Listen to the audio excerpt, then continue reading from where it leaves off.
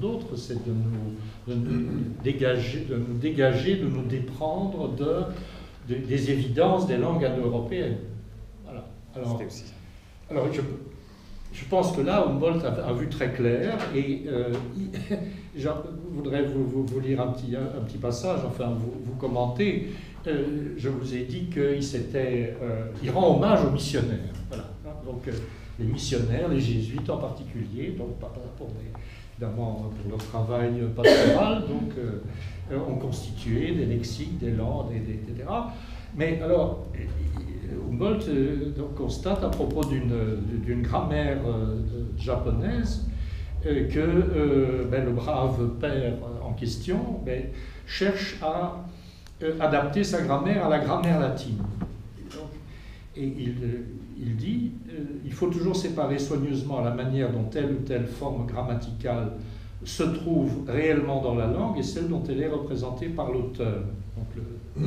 Tout cet étalage de modes, de gérondifs, de supins et de participes que l'on trouve dans les grammaires des pères Rodriguez et Onyaguren disparaîtrait devant une méthode adaptée au vrai génie de la langue. C'est formidable, ça. Ouais.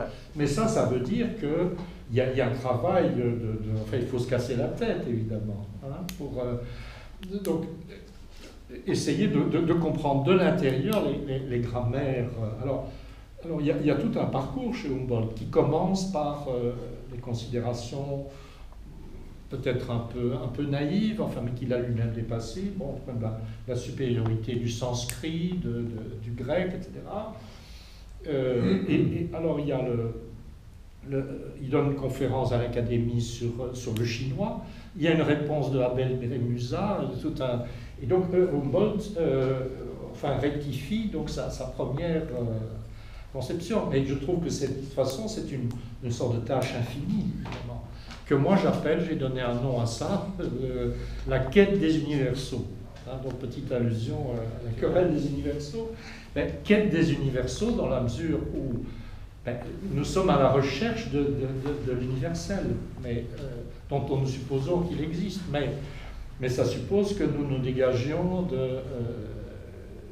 précisément des évidences des langues indo-européennes, que nous nous décentrions vers les autres langues. Et c'est ça que je trouve fascinant chez Humboldt. Et alors, dans un de mes livres, j'avais aussi dit, voilà, il faut célébrer ce grand moment de l'histoire européenne, deuxième Renaissance, moment où l'Europe, à travers quelques grands savants et grands esprits, se décentra davantage, sortit mieux encore qu'elle ne l'avait fait de son lieu d'origine, découvrit son propre arrière-pays indo-européen, mais aussi des langues extra-européennes, mortes ou vivantes, accédant ainsi à la connaissance intime d'autres cultures et civilisations. Donc voilà, donc quête des universaux. Mais en quelque sorte, c'est une tâche infinie. Voilà, donc, une idée au potentiel. Peut-être, oui. Enfin, bon, je ne sais pas si... Oui, sans doute, on peut le dire comme ça, mais... Est-ce que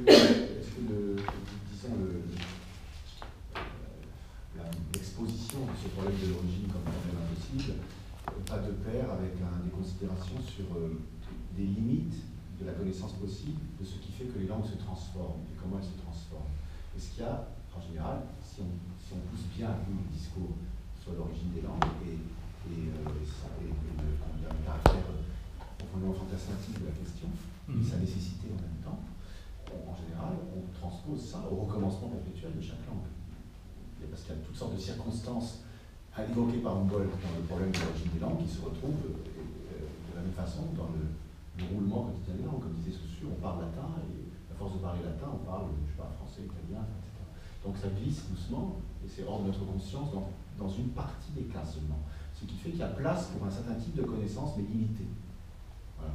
Et donc, est-ce qu'il en dit quelque chose? Est-ce qu'il trace une sorte de programme raisonnable pour une linguistique à venir, ou bien non? Il est dans une région de l'enquête et de la connaissance qui n'est pas véritablement épistémologique au sens que tu as évoqué. Est-ce que c'est... Comment est-ce qu'il trace des limites à la connaissance possible sur les langues? De la même façon qu'il trace des limites l'origine et ses limites sur le problème de l'origine. Oui, mais je pense qu'il y a... Alors, qu'est-ce que je peux répondre à ça? Ben, il y a le fait qu'il y ait transformation, ça ne lui a pas échappé. Bien sûr, on le constate, mais on arrive toujours après la bataille. Donc, oui. On recense les traces de modification, on essaye de voir les espèces de réseaux qui se transforment simultanément en solidarité. Mais bon, voilà. Mais je pense qu'alors, enfin, ça, les premières fois sont typiquement toujours des fausses premières fois. Voilà. On dit toujours tel mot dans telle acception n'est jamais apparu avant tel autre. Bon, c'est jamais complètement vrai. Donc, c'est-à-dire que peut-être que quelqu'un a parfaitement fait un coup d'éclat en introduisant un décalage qui a été ressenti comme tel par tous les contemporains. On peut toujours, en fouillant, trouver quelque chose qui incitait, qui prédisposait, etc. Bien Donc, sûr. comme pour l'origine, la première, le coup inaugural n'est jamais tout à fait aussi inaugural qu'on le dit. Donc il y a des ressemblances entre le problème du recommencement perpétuel des langues et celui du fantasme de leur origine. Et donc dont on peut se demander s'il incite à une auto-limitation des considérations proprement épistémologiques dans des termes plus modernes peut-être que ceux de l'époque de Humboldt sur la tâche des linguistes, de ce qu'elles peuvent faire, que peut-on connaître à leurs propos des langues, et de ou des textes même. Mais il y a, transformation, oui, enfin ça, je pense que, ou bien je peux le trouver dans mes papiers, il en parle à propos des langues romanes, mais pour lui, il y a... Non, ça ne se transforme pas de manière illimitée et continue. Hein. Il y a un moment où il y a quelque chose de nouveau qui se produit, d'une nouvelle origine. Hein, voilà. Alors ça, je pense, c'est lié très fort à son idée, son impression d'une forme intérieure. Voilà. Donc il y a quelque chose comme innere Sprachform, une forme intérieure du langage, qui...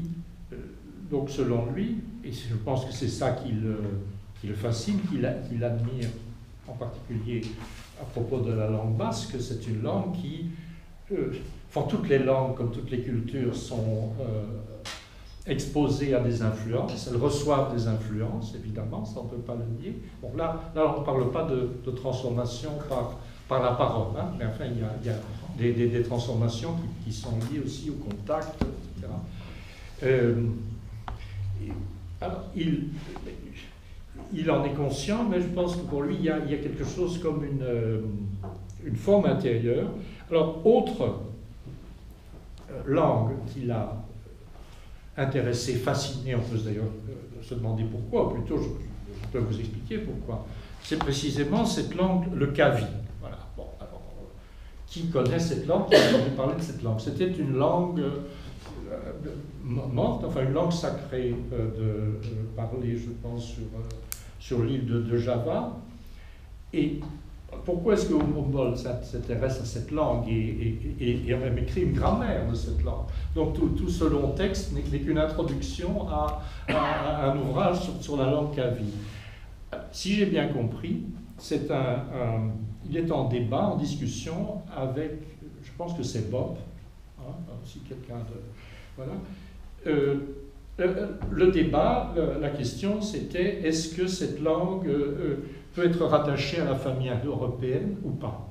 Alors, il semble que ce soit une langue qui ait reçu énormément d'influence dans tout un vocabulaire indo-européen, mais Humboldt dit mais non, mais la structure fondamentale est restée non européenne, c'est-à-dire la famille des langues indonésiennes. Donc il y a quelque chose pour lui qui est capital, c'est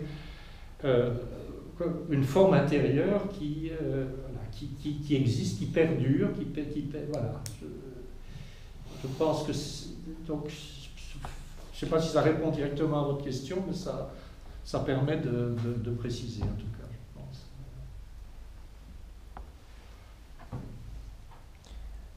Oui. Sauf que, pour rebondir sur la question de Yves-Marie que vous venez de répondre, sauf que cette pratique analytique chez Humboldt, en fait, ne devient pas vraiment, procédure épistémologique de connaissance, elle devient une procédure épistémologique de type descriptif, mais ne permet pas d'élaborer des modèles de description. Justement, il arrive juste à critiquer. C'est pour ça, son importance, c'est disons la dimension de pars destruens de l'idéologie indo-européaniste qui était à l'époque dominante, et aussi de grammaire comparée de la linguistique popienne, justement, mais n'arrive pas à faire, c'est ce qui sera fait par la génération successive de linguistes du début du XXe siècle, l'idée qu'il y a une pluralité de familles linguistiques, et cette pluralité de familles linguistiques devient un critère descriptif. En fait, c'est toute la nécessité, non plus de penser en termes de universel linguistique, mais penser plutôt et d'écrire par typologie des langues et typologie de famille.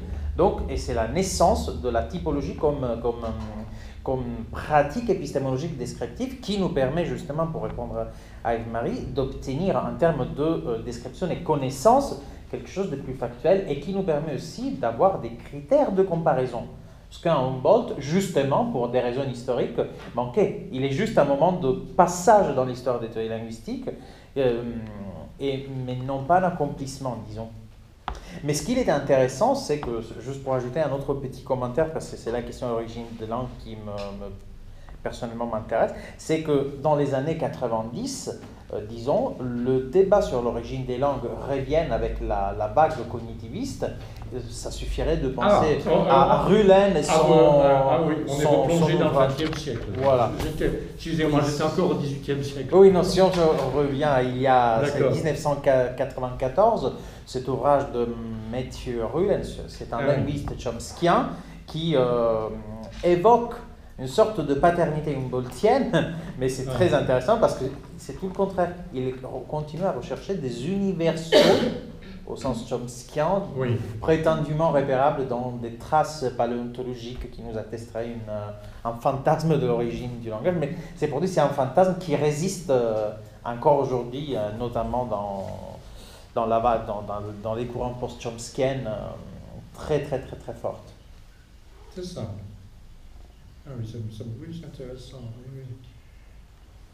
J'ai oublié le titre de l'ouvrage. Oui, je pense que je pense que c'est l'origine des langues, mais je n'en suis pas sûr. Si ce n'est que probablement, pour lui, il n'y a pas cette interrogation sur l'origine.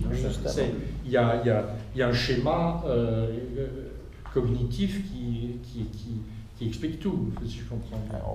C'est une enquête lexicale, il essaie de reconstituer, soi-disant, des sortes de morphèmes, de racines, je ne sais pas comment les appeler, dont il prétend retrouver les formes plus ou moins altérées, disloquées dans une très grande origine du monde. Et donc, en quelque sorte, ça, je crois que c'est une théorie diffusionniste, suivant laquelle la langue sera apparue à un endroit très déterminé. Ah oui. Voilà, et donc... qui s'est répandu progressivement.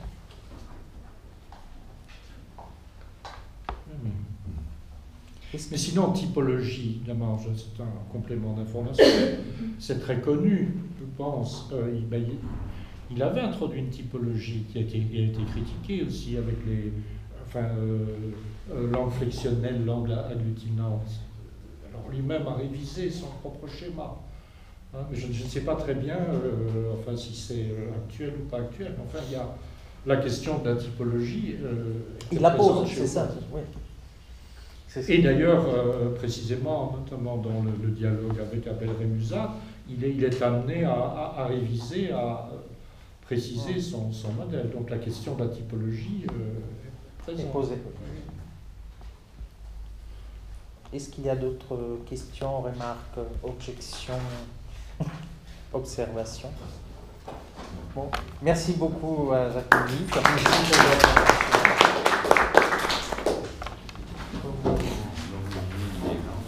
Donc la prochaine séance du séminaire forme symbolique est prévue pour le 7 décembre.